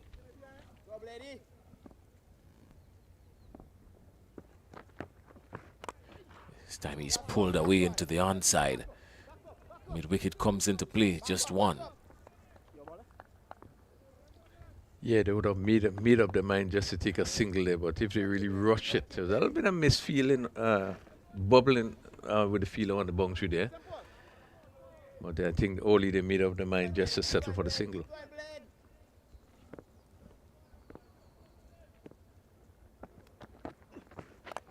St. Hilaire is driving through the offside, pierces the field neatly. The call is 1. They will get 2. It's there for them easy. And was a really good shot by St. Hilaire. Firmly struck and piercing the offside. A little bit of a stop, halfway stop, but couldn't prevent the batsman from crossing for 2. Yeah, little room given there to St. Hilaire. Ball shortish in length, and he gave himself some room and hit it well through the cover region. Bounced off one of the fielders there, and they were able to pick up 2.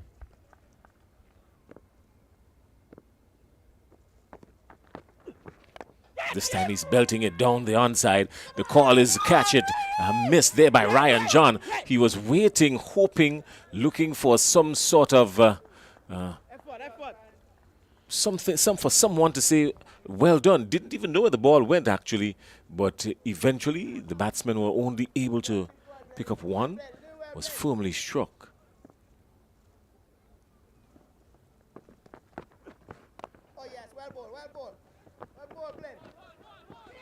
So taking pace off the ball, the batsmen, and just playing it up into the offside. So able to still get the ones and turn some ones into twos.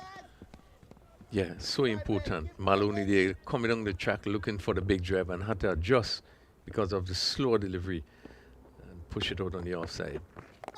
This time he's going for the maximum. It's high in the air. Will it be caught or will it go over the boundary? It clears the boundary now only maybe by just about 10 or so feet, but it does clear the boundary. Ryan John really didn't have a chance, and a power 8 maximum well struck by Nkosi St. Hilaire. Yeah, playing a good hand here, St. Hilaire. Really picked this one up.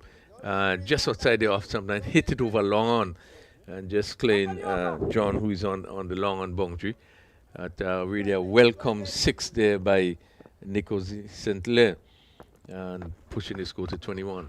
This time he's going back over the ball ahead. Surely it will race into the boundary now and clearing over the ball ahead. And 4 runs, so another power 8 cracking 4. This one was cracked firmly. And the score now rushes on to 40 for 1 after 4 overs. That's the end of the power play, so the field will be adjusted. And I'm quite sure they will try to find a way to stem the flow of runs here, these Saffron strikers, because the Cinnamon Pacers are well on course. Yeah, good power play, 40 for 1 after 4 overs. So you're looking at 35 from 6 overs. Really is a good start. One hope that it can continue with that start. For we have seen over and over again good starts, and then wickets begin to fall in the middle. Run scoring becomes difficult.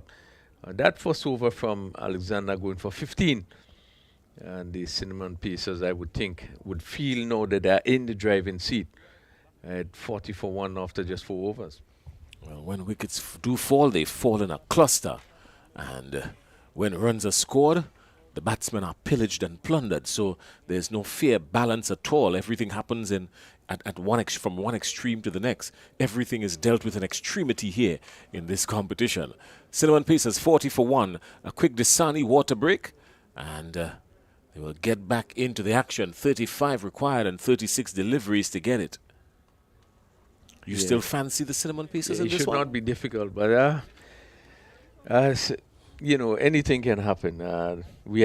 I said it over and over before in terms of chasing. You always seem to get off to a good start, particularly in your power play. And then things can easily fall away. But the start that Cinnamon Pacers have really should give them the confidence to go on and get that 75 which is needed for victory. Work, skipper, skipper. Go on, man. Keep going, man. So the action will resume. Darrell Cyrus, the captain, has elected to bowl his second over.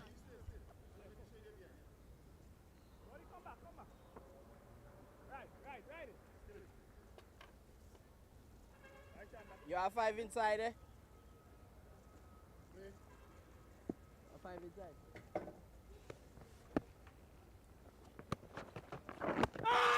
He's pushing him back, and the shake of the head from the umpire, not in approval of the loud appeal, but certainly, again, the batsman coming back and always ill-advised. Don't go back. Come on to the front foot because there's danger on the back foot. Danger is lurking on the back foot.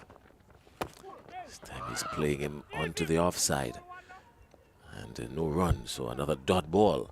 Yeah, good decision by the umpire. Ball rushing into the pad. Would have missed the leg stump. Keep going, skipper. Danger is lurking when you're on the back foot.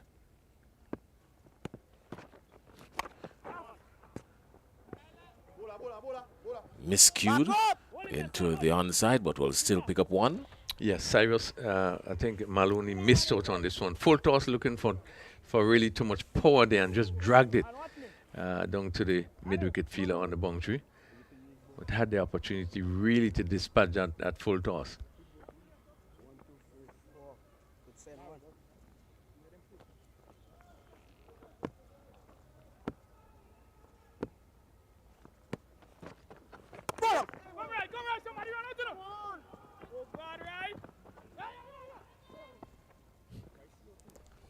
An eventful 15 seconds there.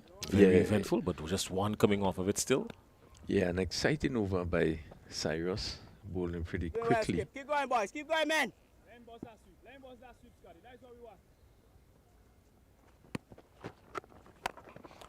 Well, this one is gone, and the birds are in danger because it went up and it went hard and it went high and it went to some distance and crashing into the pavilion. So another maximum, a power 8 maximum. It was swung and it was clubbered, and it was done so with velocity from Desron Maloney, and he races to 16. The Cinnamon Pacers are 48 for 1. Good shot by Maloney. Short delivery, and he really got into position, really, and hit it over long one for another maximum. After you over.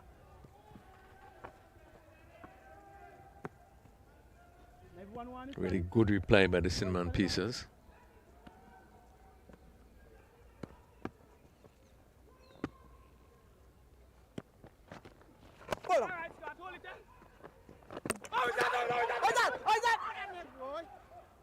A lot of wishful thinking there. Showing some aggression, Daryl Cyrus. His team is at the bottom of the table, so he as the captain he's doing just about anything to lift his team and give his team that fighting spirit. It brings up the end of over number 5, 48 for 1. Yeah, and Cyrus just completed spell 2 overs for 11 runs. Alexander 1 over for 15 runs. After 5 overs, 48 for 1. So it's not too difficult. I think it's a good start by the Cinnamon Pacers. They have been going really good so far. And I really think that they should get up to that 75, which is required for victory. Kem Charles has now been asked to try and generate something that could attempt to break this partnership, because this partnership has been there for a while now. The partnership has yielded 44 runs, so they would want to break this partnership, operating at a run rate of 9.60, when all that is required is just barely under 5.5.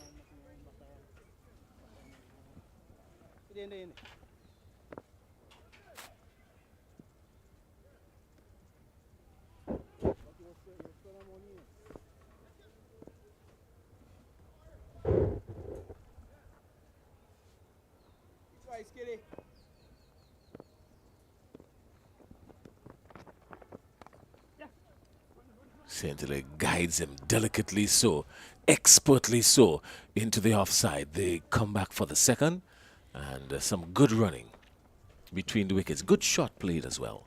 Yeah, well played by Saint-Hilaire, 50 for 1. Playing with a lot of confidence as you went back and steered that one between that third man and that backward point position and picked up 2 easy runs. This time Saint-Hilaire is heading down the ground, and it will travel 1 bounce inside the boundary, 4 runs. So Saint-Hilaire was onto it in a flash, and he picked it up nicely, neatly, cleanly, and just crashed it into the boundary. Another power 8 cracking 4. A very good shot by Saint-Hilaire. Pitched up and hit straight, and it was so important that he played it straight, no danger. And it dropped just about 2 feet from the rope, 1 bounce into the boundary. Kem Charles has been placed under some pressure here. He's been put in a blender, really, by Nicozy Saint-Hilaire. He's been spinning him all the way around.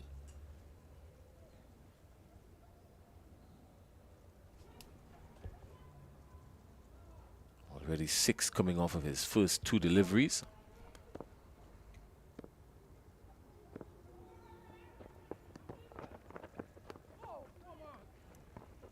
Welcome dot ball. The minuscule figure of Gian Benjamin doing some really quick, sharp work behind the wicket. He has been very good behind the wicket this tournament, hasn't he? And this time he strikes him again. This is Saint-Hilaire picking up just 1 down to long off. Really wanted to do more than that. Could have seen him just being a little bit disappointed with himself there. Yeah, it was over pitch. Really, it was in the slot, and I really felt he really should have done a lot more with this one. Just went down to long off for 1. This one doesn't go just down anyway. It goes down the throat of the fielder right there on the boundary on the onside, and they pick up another wicket. So the Cinnamon Pacers are now plumping to 55 for 2, and Desron Maloney is gone for 16. Yeah, important wicket, Maloney. They hit down to long on. Jimmy Body, who's feeling down, they took a simple catch straight to the fielder. Again, he was looking to clear that mid-wicket boundary. It's a good blow struck by Saffron strikers. Yeah, good blow all around, and a good blow struck by the Saffron strikers, and a good blow by Desron Maloney. The only thing is that he picked out the fielder down there. Buddy didn't really have to move an inch. He was just standing there and just had to raise his hands, and it stuck into it like Velcro meeting Velcro. It's 55 for 2, and still in the 6th over, just 20 runs needed. Difficult to see Cinnamon Pacers losing from here on. But this funny old game cricket, a stranger thing has happened. Well, you're preaching to the choir, I can tell you that much. 55 for 2. Cinnamon Pacers requiring a further 20 from 25 deliveries. So we've seen the experienced Larry Edwards. I think has a cool head on his shoulder, and one would hope that he will really guide. He will really stick with St. Clair and try to get him to the total.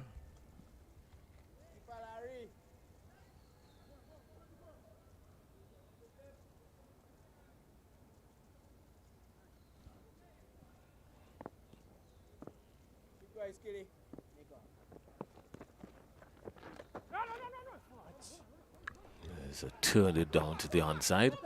It's 1. They come back for 2, and they complete 2 wides. So the extras columns activated further. So 9 now in the extras column. 58 for 2, 17 off 25.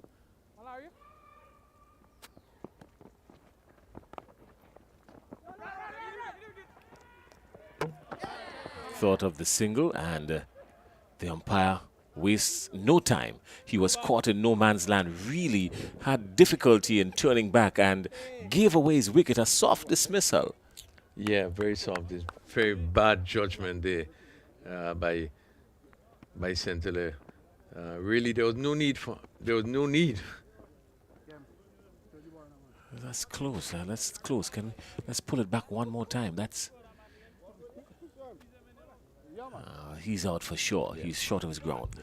So good work there, just in case those of you around the region and around the world looking at us, or television replay, or beautiful work that you're seeing outside here, all these fantastic photos and the imagery that you're enjoying, and the clean, clear pictures that you're seeing is coming to you through the fine technical capabilities of the team of TNR Communications. So just in case you do know, they are from Grenada, and many folks would say, well, there's an international company in Grenada covering the cricket. Well, it's an international company, but it's locally based. Well, certainly they have been functioning as an international company, doing really a tremendous job. And what is good about them is that almost every game there's something different they do. Every tournament there's something different they will do just to improve on what they have been delivering. Well, let's see. As we speak about improving and delivering, those are two really important words, because Mika Narayan has to improve his average and he has to deliver here. And the Cinnamon Pacers would love for him to improve his average and deliver the victory here for this team. Well, he will have to play a captain inning. No, it is called upon him to play a captain inning. And as we have seen, he hasn't been doing that well with the bat in this tournament, but no, I think he really would have to lead from in front as a captain. Shaman Lewis is heading towards him.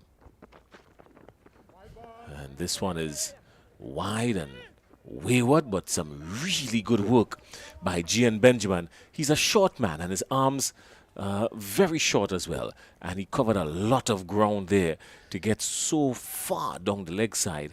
And some neat work by Gian Benjamin. Yeah, good stop. He actually stopped 4 runs there because the ball was wide. It pitched just about leg stump and going further. And he had to take a few steps and still dive and got his hands to it and really stop what would have been a boundary.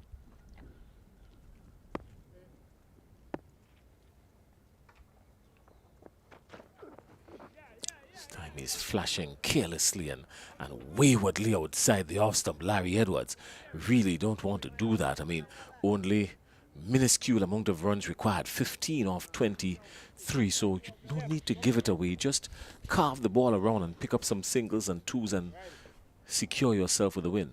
What is necessary now is just sensible cricket, playing sensibly, push the ball around. There's no need to be looking to go for that big swing. And, you know, he was nowhere close to that delivery.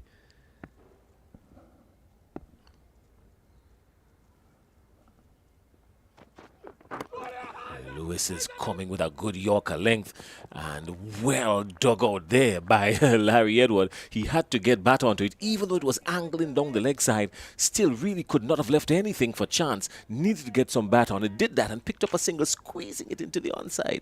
Yeah, good delivery, pitch right up.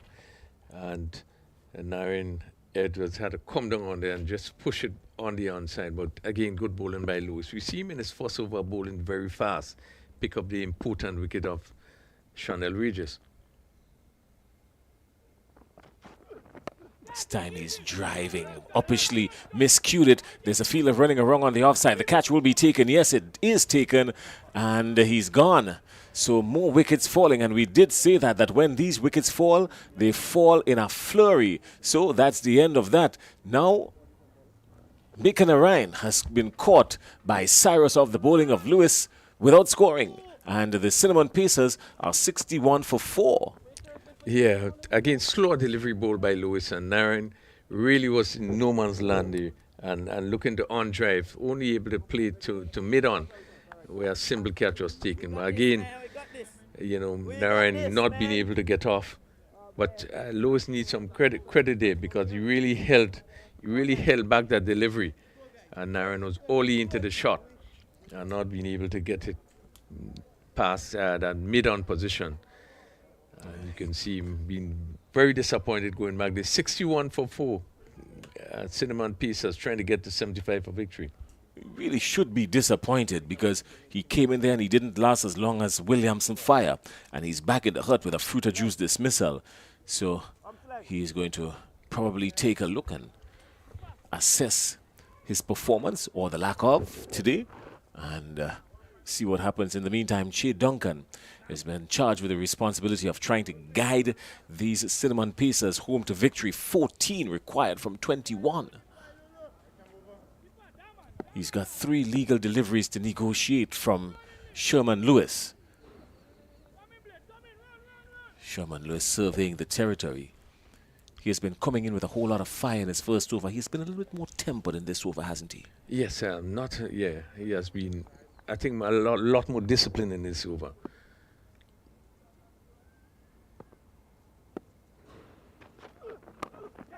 So good delivery has been spot on. And they will get one. It will be suicidal for them to even attempt the second because a rifling of a throw comes in. And Gian Benjamin always neat and quick behind the stumps. And the batsman settling for just one.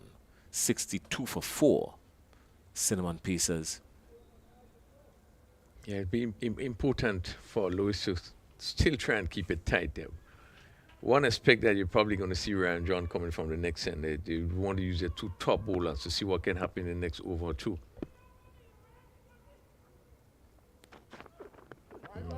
This one is more than wide. It's delusionally wayward outside the off stump. And the extras columns continue to be activated. Extras may very well be the second highest scorer in this game if these Saffron strikers keep up that kind of bowling.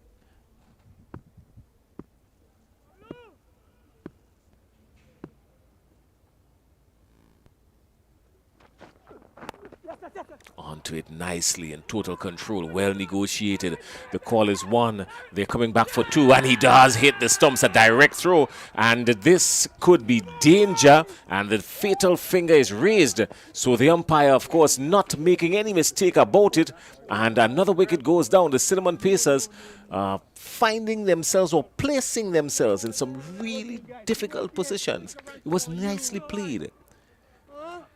Good rifling return. And the bails were off in a flash by G and Benjamin, doing some really good fast work down there in front of the stumps. And more drama here. Larry Edwards has left. He's been run out for 2. Cinnamon Pacers are 64 for 5. It was such a good stroke, Crony. You don't want to waste that stroke by losing your wicket. Yeah, I thought it was poor judgment coming from he timed it well, but it was going straight to the field, and it was traveling quickly. And I was surprised to see that they attempted 2 runs there. I thought it was poor judgment coming back for 2 runs there. Larry Edwards just failed to get in, but really should have settled for 1. There was no need to rush it, because based on the balls you have remaining and the runs you have to get, there was no need to really rush it. Well, the equation was all in their favor. That's what Crony is saying, and I totally agree. John Olive is at the wicket. Here's joined Shea Duncan.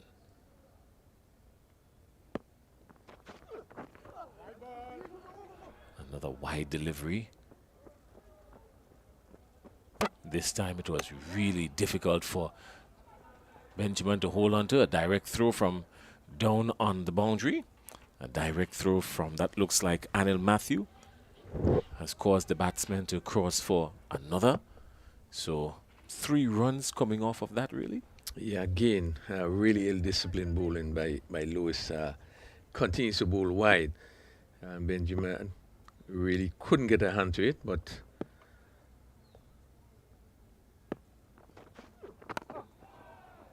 he gets one, but this time it's a no ball. He gets one well targeted, but it's a no ball. So the total moves on to 68 for 5. This will be a free hit. Nkosi St. Hilaire went for 33. Desron Maloney, he went for 16. And those are the 3 top scores. Yes, I said the 3 top scores because Extras is currently on 16 as well. Yeah, and I would want to think that no ball was for height. Yeah, bowler not happy. So a free hit, John Olive. And they're only able to squeeze it out to square leg. Picking up just 1. And that's the end of the over. So at the end of the over, the Cinnamon Pacers on course to victory. 6 runs needed. 18 balls to get there. They're 69 for 5. John Olive is on 1. Shea Duncan is on 1. Extras is on 16. And 65 for 5. Yes, should be easy from here. 69 for 5. Just 6 runs needed. It's not the best over bowled by Sherman Lewis. He came back there and would have wanted to put some pressure on the team. Having lost a wicket in that over, you don't want to keep it really tight and give yourself an opportunity really to pick up more wickets or to make it difficult. But I thought that, he really would have showed a bit of discipline in terms of bowling really wide down the leg side and would have, eased the pressure a bit on Cinnamon Pacers. Well, Javel St. Paul has been called to try and stem the flow of runs here. The Cinnamon Pacers are 69 for 5. The Saffron Strikers would love to create some imbalance here and pick up a wicket or 2 in this over.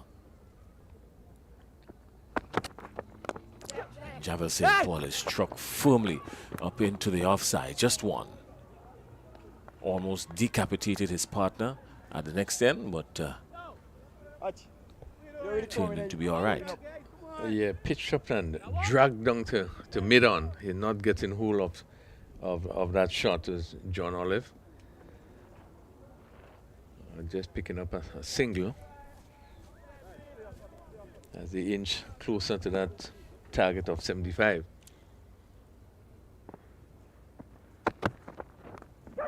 The call is catch. This could be danger here. But just dropping, looping up into the offside. The call was catch, but it was always safe after a while. So 4 runs needed now from 16 deliveries, 71 for 5.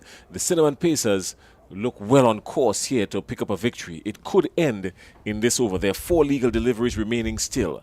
Javel St. Paul is heading to John Olive. And Olive turns it into the onside. There's a man back with a square. Just one. So they can do this in singles and they can get there comfortably, Rafael. Yeah, certainly there's no worry and there's no reason to panic in any way. You can pick it up in singles. As we see the adjustment, the third man comes off the boundary. Now they are trying to cut off all the singles. Let's see.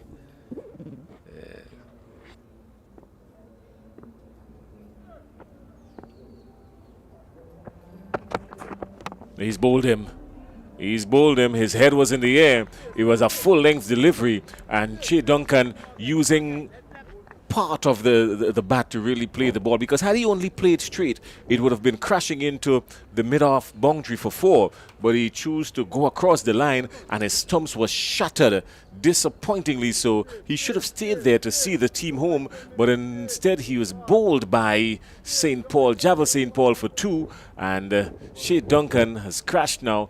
72 for 6. The Cinnamon Pacers still requiring a modest 3 runs from 14 deliveries. Yes, we look at it here. The mistake was a slower delivery, and he really played very early and hit across it. As you said, he could have just pushed it, but I think with lack of pace, he played too early. And it's another wicket. Cinnamon Pacers 72 for 6. Had he just played straight, just use the full face of the bat, it would have been racing back past the bowler. He would have picked up a boundary, he would have looked good, the match would have ended, and he would have been getting some much deserved high fives from the dressing room. Yeah, with 72 for 6, I think they're still really, with 3 runs, shouldn't be any danger, any difficulty in getting those 3 runs. It could very well end here.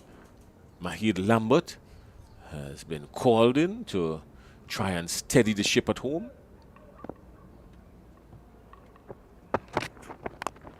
This time he's driving outside the off stump and all the way down to the boundary. It would roll now into a man just racing it just back with a point and picking up the boundary, a power 8 cracking 4. And what a way to end, because with that 4 they have eclipsed the target, and the Cinnamon Pacers winning by 4 wickets really could not have held on to it there. That looks like Ryan John, and he really didn't make a difference. It was always 4, and the Cinnamon Pacers doing their job, winning by 4 wickets, 76 for 6, and that's the end of that. Rafael Crony, what do you make of it? Yeah, well, certainly, I think Cinnamon Pacers would have played a better cricket today. I think that they bowled well. I think they deserved to win, and they bowled better today. And obviously, the batting of St. Lear, I think, really piloted them onto the score. Yes, at the end, they would have lost some wickets. They should not have lost, I think, but really the start that they had with St. Lear, I think, and also Maloney came in and played a good hand, would have really placed them in a position to win this game. And at the end of it, win it convincingly. With this victory would give them, give their confidence a lot of good going into the rest of the tournament.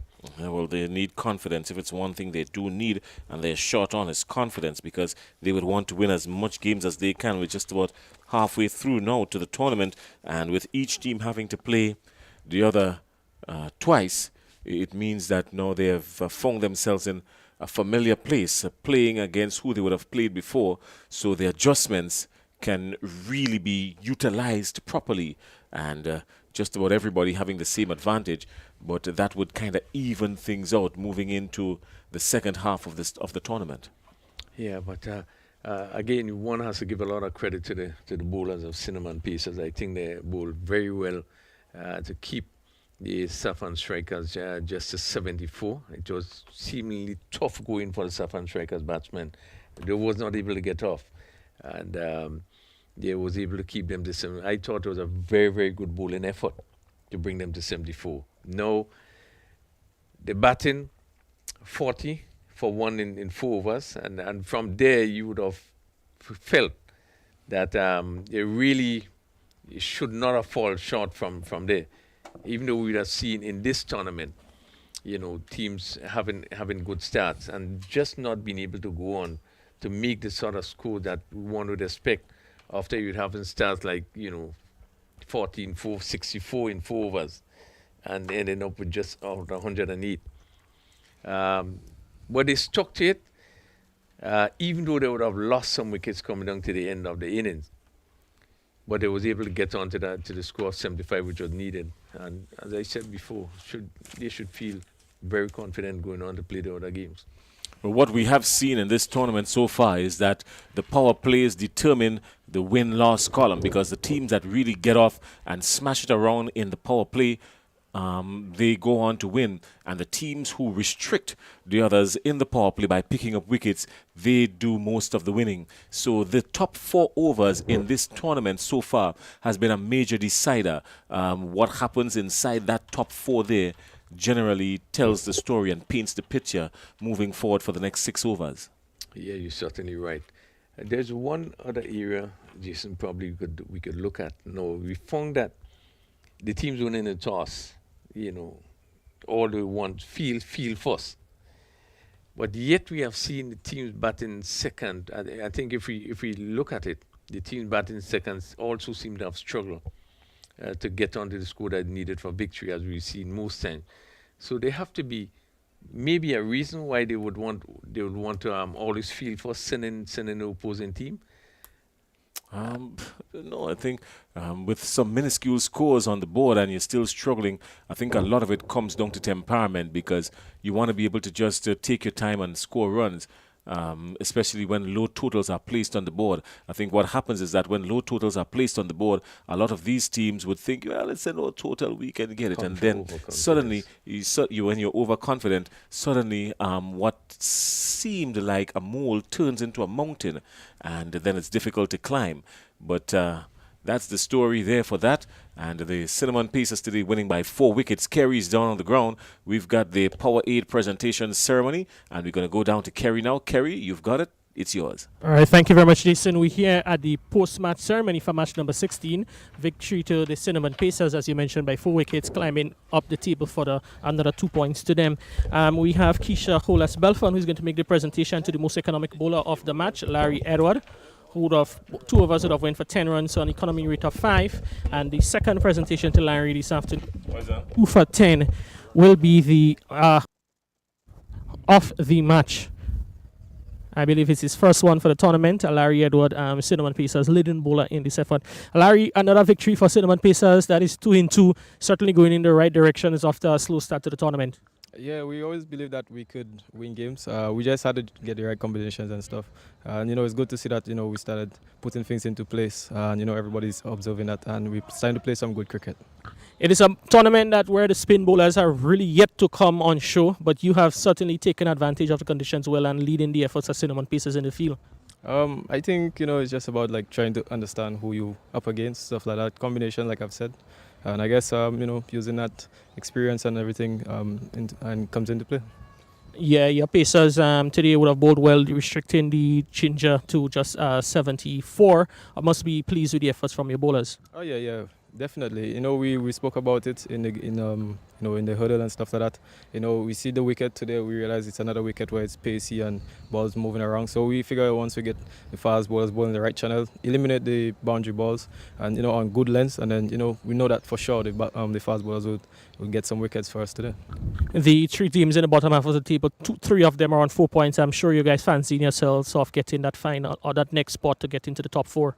Yeah, we know that out of the 4 games we had to win 3, so we know that we have to be on a winning streak. So, we're gonna take it one game at a time. So that's another win. So we're just gonna go into the next game and try to see if we can win as well, one game at a time.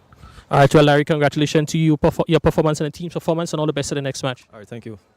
So that's it from the presentation ceremony. Confident and happy sounding Larry Edward that they were able to get the team across the line in match number 16. All right, thank you very much, Kerry. Both these teams, the Saffron Strikers and the Cinnamon Pacers, will be in action tomorrow because in match number 1 tomorrow, on match day number 9, the Bay Leaf Blasters will be coming up against the Cinnamon Pacers. The Bay Leaf Blasters will be playing the Saffron Strikers. And the Saffron Strikers, of course, going down this afternoon to the Cinnamon Pacers, and they would look to bounce back tomorrow against the hard-hitting second-in-the-table Bay Leaf Blasters. The Clove Challengers, they have an encounter with the Cinnamon Pacers. The Cinnamon Pacers on a roll after winning today, and they've won their last 2 now, so they are on a roll, and they're going to be coming up against the Clove Challengers tomorrow afternoon at 2:30 in our second encounter. And that's the story. That's where we're going to leave you. That's where we're going to leave it today. Thanks a lot for joining us on behalf of Rafael Crony, Clyde Rondell John. A lovely day for cricket it has been, and 2 fantastic games, 1 low scoring, 1 just about average, but some good tension in both games all the way through. And until such time, we will leave you until tomorrow morning, just around 11:45, God's willing. Until then, my name is Jason Skeet. On behalf of everyone else and the team at TNR Communications, have yourselves a fantastic evening, and we catch you tomorrow morning.